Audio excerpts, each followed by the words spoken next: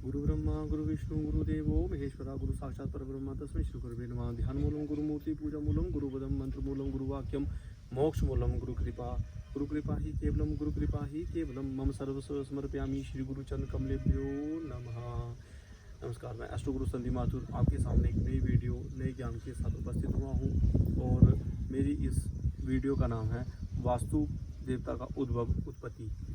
वास्तु देवता कौन है और वास्तुशास्त्र क्या है, बहुत सारे लोग जानते हैं और नहीं भी जानते, क्योंकि मतलब हम आजकल ये देख रहे हैं कि वास्तुशास्त्र के ऊपर मकान नहीं बनाने के कारण कई किस्म की मतलब हम ज्ञान विज्ञान से परे हो गए हैं। जो ज्ञान विज्ञान हमारे भगवान कृष्ण ने, शिव ने, इंद्र भगवान ने या हमारे भगवान बृहस्पति शुक्राचार्य जी ने दिया, अत्रि ने दिया या भृगु ऋषि ने दिया, कई ऋषि मुनियों ने इसका व्याख्यान किया है, लेकिन हम इस चीज़ को ना हमने पढ़ा है ना हमने इसके बारे में जाना है। और भगवान कृष्ण की जो द्वारिकापुरी थी या अयोध्या थी या मतलब कई सारे देवी देवताओं के जो राजमहल थे वो वास्तु आधारित थे। यहाँ की जो नंदा डायनेस्टी थी वो भी पूरी वास्तुशास्त्र के ऊपर आधारित थी। और जो हमारे चाणक्य थे वो तो पूरा शास्त्र वास्तुशास्त्र विज्ञान को पूरा समेटे हुए थे, जानते थे। उन्होंने एक किस्म का आत्मसात किया था। लेकिन उनके बाद क्या, उनके बाद जब भी हम वास्तुशास्त्र की बात करते हैं, लेकिन क्या होता है कि एक दो चीज़ हम बना लेते हैं, जैसे गेट वास्तुशास्त्र के हिसाब से बना लिए, बाकी हम पूरा फैशन के हिसाब से बनाने की कोशिश करते हैं। हम आज मकान के व्यू देखते हैं कि व्यू कैसा हो, ठीक है, लेकिन बाकी चीज़ों के ऊपर मतलब ध्यान नहीं देते जो वास्तु के ऊपर। और भगवान वास्तु जो है, मैं आपको सबसे पहले तो ये बताऊँ कि वास्तु देवता है कौन। भगवान शिव की जो है अंधकासुर से घोर युद्ध हुआ और ऐसा युद्ध हुआ कि मतलब काफ़ी समय युद्ध चलता रहा तो उनके शरीर में जो ऊर्जा उत्पन्न हुई वो पसीने से टपकी और पसीने से वो जो ऊर्जा टपकी वो पृथ्वी पे गिरते ही एक दानव पैदा हो गया, एक और दानव पैदा हो गया, जिसका शरीर मतलब इतना था, इतना विशालकाय था कि जो पृथ्वी और आकाश तक उसका शरीर बढ़ता चला गया। सारे देवी देवता और ये जो पृथ्वीवासी थे सारे डर गए कि ये हो क्या गया और ये है कौन, और मतलब सारे डर के मारे से हिर गए। और फिर जब भगवान शिव ने अंधकासुर का वध किया, उसके बाद भगवान ने देखा कि सारी पृथ्वी और सारे स्वर्ग में हाहाकार मच गया है और सारे देवी देवता या आम मनुष्य जो हैं या पशु पक्षी सारे डर के मारे ऐसे सिहर गए हैं। तो भगवान ने बात की देवताओं से कि तुम इतने डरे हुए क्यों हो। तो भगवान ने कहा कि हे भगवान, ये जो आपके पसीने से ये जो ऐसे जो दानव प्रकट हुआ है, हम इससे बहुत भयभीत हो गए हैं, बहुत डरे हुए हैं कि ये मतलब कौन है, हमें इसके बारे में बताएं। और तब वो दानव क्या कर रहा था कि पूरे पृथ्वी से लेके आकाश तक और स्वर्ग तक सबको जो आए उसको मार रहा था। तब भगवान ने कहा देवताओं को कि आप क्या करो कि इसको औंधे मुंह पृथ्वी पे गिरा दो। तो सारे देवी देवताओं ने मिलके उस दानव को औंधे मुंह गिरा दिया। जब औंधे मुंह गिरा दिया और उसके ऊपर सारे देव देवता जैसे पृथ्वी पे वो दानव गिरा, उसकी कोई सिर की तरफ चला गया, जैसे बृहस्पति देव थे वो सिर की तरफ बैठ गए, और जो दाईं तरफ थे दाईं बाजू थी उनके ऊपर अग्निदेव बैठ गए, मंगल देव बैठ गए। ऐसे करके कुल मिला के 45 देवता जो है उन्होंने उनको दबा के रखा। तो क्या हुआ कि बाद में जब वो वास्तु देवता के रूप में तब वो उनका नाम पड़ा कि जब उन सारे देवी देवताओं ने उनको उठने नहीं दिया, उसमें राक्षस भी थे, जो राक्षस डर गए थे उस दानव से, तो वो भी उन्होंने भी दबाया। वो नृत्य उनका जो राहु राक्षस या राहु केतु होते हैं वो भी उन्होंने भी दबा के रखा था उनको। तो कहने का मतलब ये है कि वो जो वास्तु पुरुष देवता हैं, सबसे पहले वो दानव थे और वो शिव के जो पसीना है उससे उत्पत्ति हुई थी। तो वास्तु देवता जब वो गिरे हुए थे तो उन्होंने भगवान को पुकारा और कहा कि हे भगवान, मुझे क्षमा कीजिए, मैं आपसे ही उत्पन्न हुआ हूँ, लेकिन मुझ पे इतना अत्याचार क्यों हो रहा है, मुझे क्षमा कीजिए। तो भगवान ने कहा कि हे दानव, तू मुझसे उत्पन्न हुआ है, और तेरी उत्पत्ति जब मुझसे हुई है तो मैं एक देवता हूँ और तुझे भी देवताओं की श्रेणी में ला के खड़ा कर दूंगा। तू ऐसे कर कि तू इनके ऊपर जो मनुष्य हैं या पशु पक्षी हैं या देवता हैं, किसी के ऊपर कोई अत्याचार आज से नहीं करेगा और पूरी पृथ्वी पे तेरा वास होगा। और इसलिए तुझे वास्तु पुरुष या वास्तु देवता का तुझे नाम दिया जाएगा। आज से मैं तुम्हें वास्तु देवता का नाम देता हूँ। आज से तुम्हारी जब भी पूजा होगी, जब भी कोई मकान बनेगा या कोई भवन का निर्माण होगा, कुछ भी किसी चीज़ का भी शुभ का निर्माण होगा, चाहे कोई देवालय का निर्माण होगा और चाहे गौशाला का निर्माण होगा, तब कोई राज दरबार का निर्माण होगा, तो सबसे पहले तुम्हारा पूजन किया जाएगा। और देवी पूजा के साथ साथ तुम्हारी भी पूजा होगी। भवन पूजा में ही सबसे पहले तुम्हारी ही पूजा होगी। तो यही एक कथा है जिसके आधार पे हम आज भगवान शिव का वो दिया हुआ वरदान, उस वास्तु पुरुष देवता को जो वरदान दिया था उस समय, उसके आधार पे हम उस वास्तु शास्त्र के ऊपर हम अपने मकान का निर्माण करते हैं और सारी चीज़ों का निर्माण करते हैं। तब जो वास्तु देवता थे जिनको भगवान, जितने भी देवी देवता थे और जितने भी ऋषि मुनि थे या राक्षस थे, उन्होंने सबने दबा के रखा था। तो जिस कोई जैसे नैऋत्य कोण में पाँव की तरफ जो वास्तु देवता के पाँव थे वो राहु और केतु ने दबा के रखे थे, तो वो नैऋत्य कोण में चले गए। और मैंने बताया कि जैसे इंद्र इत्यादि जो देवता थे उन्होंने उनके कंधे को दबा के रखा था, दाईं तरफ के कंधे को दबा के रखा था, तो वो पूर्व दिशा की तरफ वो उसका वास बन गया। तो मैं आपको बताऊं कि वैसे तो 10 दिशाएं होती हैं, ठीक है, 4 दिशाएं होती हैं, पूर्व पश्चिम उत्तर और दक्षिण।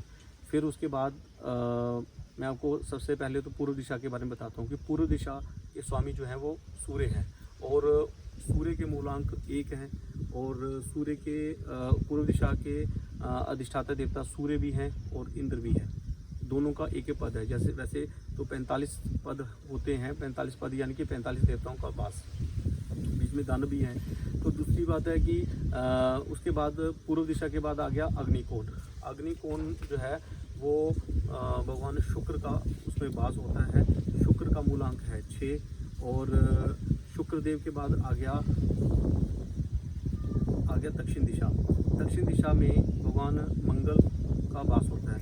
भगवान मंगल जो है नवग्रहों में तीसरे देवता है मंगल, उनका मूलांक है 9 और उनके साथ साथ हनुमान जी और यम, ये दोनों देवता का वहाँ पे वास है।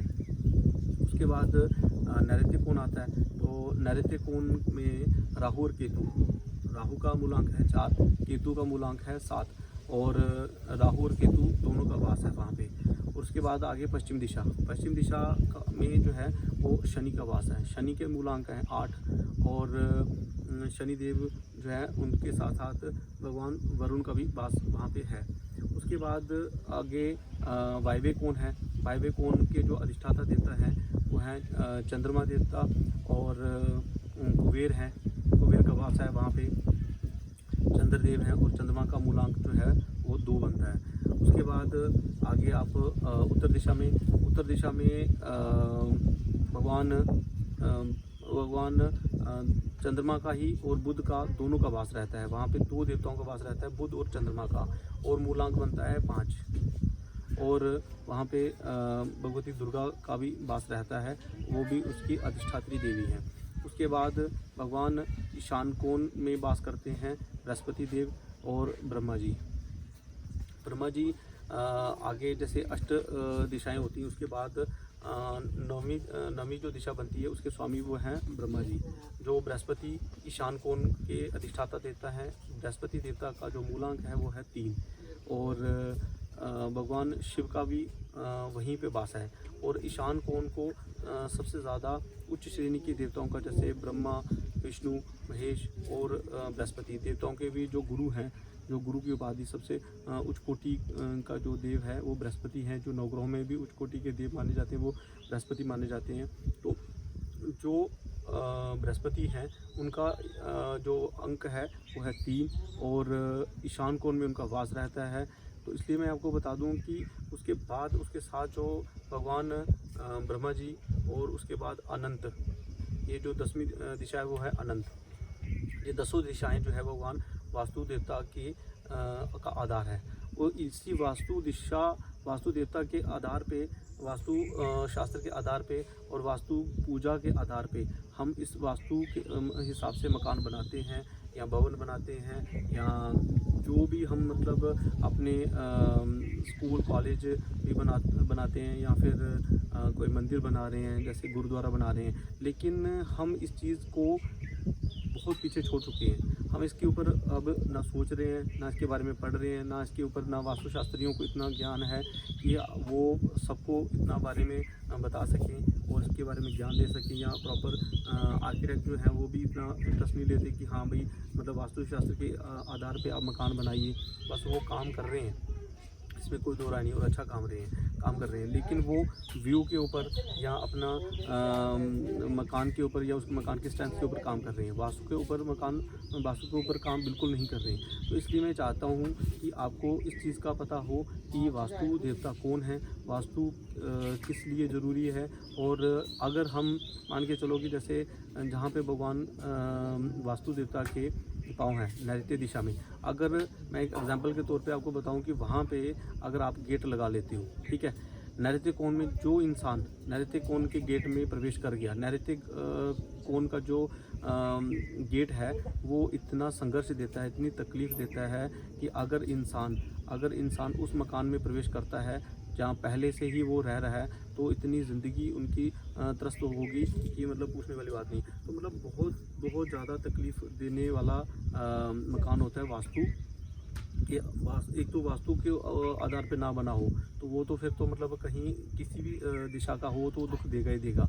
नंबर 2 कि मतलब अगर नैऋत्य कोण का हो, नैऋत्य कोण का अगर मान के चलो कि कुंडली में राहु भी खराब हो, तो फिर तो गए काम से। फिर तो आप राहु को जितना मर्जी पूछ लो, जब तक राहु ठीक ना होगा तब तक आपका नैऋत्य कोण ठीक नहीं होगा। और अगर नैऋत्य कोण कट गया, राहु जो है वो इंसान की सोच होती है, लेकिन अगर भगवान जो वास्तु देवता है उनके पाँव का वास है नैऋत्य कोण में, और नैऋत्य कोण अगर मान के चलो कि कट जाता है तो उसका क्या बुरा असर आएगा। उसका ये असर आएगा कि उस घर में रहने वाले जो लोग हैं जितना मर्जी संघर्ष करें, लेकिन दौड़ेंगे तो वो पाँव से ना। तो जिस मकान के अंदर वो कोना ही कट गया है, यानी कि वास्तु देवता के पाँव कट गए, मान के चलो कि जो लोग उस घर में वास करते हैं, रहते हैं, वो जितना मर्जी कोशिश कर लें, वो उतनी तेज़ी से लोगों के साथ मिलकर दौड़ नहीं पाएंगे, क्योंकि वो जो कोना, पाँव वाला कोना कट गया है। ऐसे ही मतलब सारी दिशाओं के अलग अलग कोने हैं, उनका एक अलग महत्व है।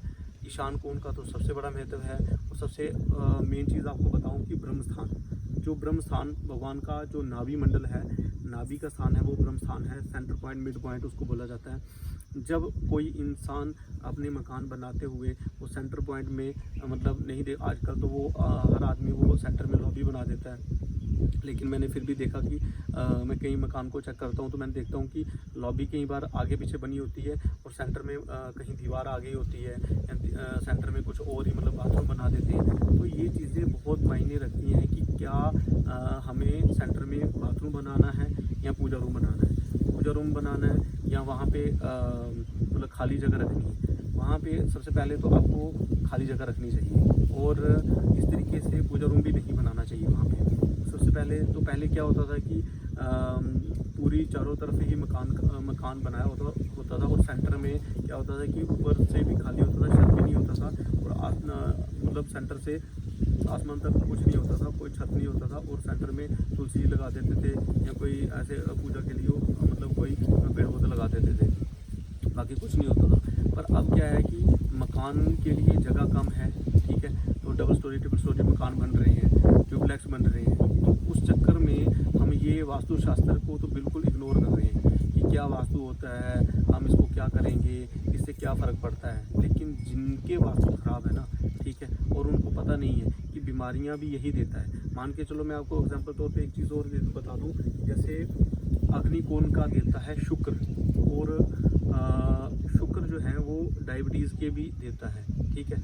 जिसका शुक्र खराब हो गया ना, और मान के चलो शुक्र कुंडली में खराब हो गया और उन्होंने अग्निकोण का गेट लगा लिया, तो उनके घर में 1-2 आदमियों को या 3 आदमियों को डायबिटीज़ हो के ही रहेगी, और होती भी कितनी है, 150 200 नहीं, 400 450 300 ऐसे करके मतलब बढ़ती चली जाएगी। और कोई इंसान रेंट पे भी चला जाए ना, तो भी अग्निकोण के मकान में हो चला जाए, प्रवेश करे, और उसके बाद साल 2 साल के अंदर 3 साल के अंदर उसको शुगर होना तय है। ठीक है, इसलिए आप इस चीज़ को समझो कि कोई अगर रेंट पे रह रहा है तभी वास्तु के मकान में रहे, अगर मकान अपना बना रहा है तो इतना लाखों रुपया आप लगाओगे तो क्या फ़र्क पड़ता है कि किसी वास्तुशास्त्री को पूछ के अगर बना लो तो क्या फ़र्क पड़ता है। आज 20 से 25-30 हज़ार रुपया ले रहे हैं आर्किटेक्ट, ठीक है, और अगर आप 25-30 हज़ार रुपया मतलब खर्च कर सकते हो तो एक वास्तुशास्त्री की थोड़ी सी फीस देके उसको थोड़ी सी उनको दक्षिणा देके और उनसे पूरा ये चीज़ का इस चीज़ का ज्ञान और इस चीज़ का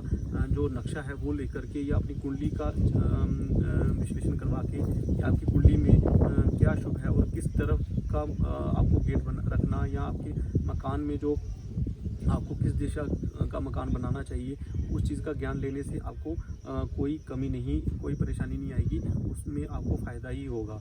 और मैं आपको दावे से कह सकता हूँ कि आर्किटेक्ट से तो कहीं ज़्यादा अच्छा एक वास्तुशास्त्री आपको बता सकता है कि कितना क्या चीज़ कहाँ पे बनानी चाहिए, क्योंकि उसने एक शास्त्र का अध्ययन किया है। तो मैं आपको बस इसी बात से अपनी वीडियो समाप्त करता हूँ कि आप आगे से, चाहे आप कोई बिज़नेस शुरू कर रहे हो, आप दुकान शुरू कर रहे हो, मकान शुरू कर रहे हो, कुछ भी शुरू कर रहे हो, ठीक है, चाहे मॉल बना रहे हो, बस आप कोशिश करो कि अपने किसी शास्त्री से मिलके बात करके अपनी कुंडलियों का विश्लेषण करवा के, अपने पूरे परिवार की कुंडली का विश्लेषण करवा करके उसके बाद वास्तु के आधार पे आप अपना वो भवन या वो बिल्डिंग बनाएं। जय श्री राम।